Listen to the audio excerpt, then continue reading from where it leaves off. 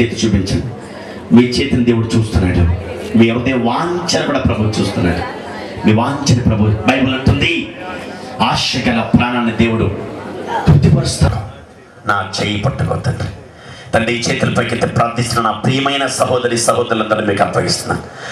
తండ్రి ఇప్పుడే వారిని ముట్టండి నాయన. తండ్రి ఇప్పుడే వారి చేతులు పట్టుకోండి ప్రభు.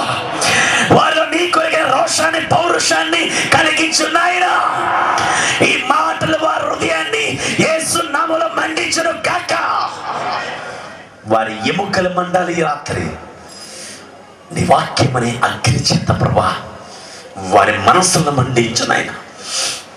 ఈ రాత్రి నుంచి నీ కొరకు యథార్థంగా బ్రతకడానికి, సరిగ్గా బ్రతకడానికి తండ్రి, పౌరుషము కలిగే సత్యము కొరకు రోషము కలిగి కొరకు బ్రతకవలసిన వాళ్ళు లోకంలో బ్రతుకుతున్నారు. ఇప్పుడే వారి హృదయాలు తాకబడిన గాకలైన నీ కొరకు పౌరుషాన్ని మంటలు కలిగించి ఓ తండ్రి నీ సేవకునికి సహకారిగా సంఘములో అగ్ని జ్వాలగా తండ్రి ఈ గ్రామాన్ని పట్ల నీ మాటల కింద ప్రతి వ్యక్తికి మారు మనసు కలిగించి రాత్రి ఈ కార్యం జరిగి రాబోతున్నా రేపు ఉదయం మరియు రేపు రాత్రి కొడుకులో ఆశీర్వాదకరంగా ఉంచి నా తండ్రి ఈ పని కొరకు మంట కలిగించను.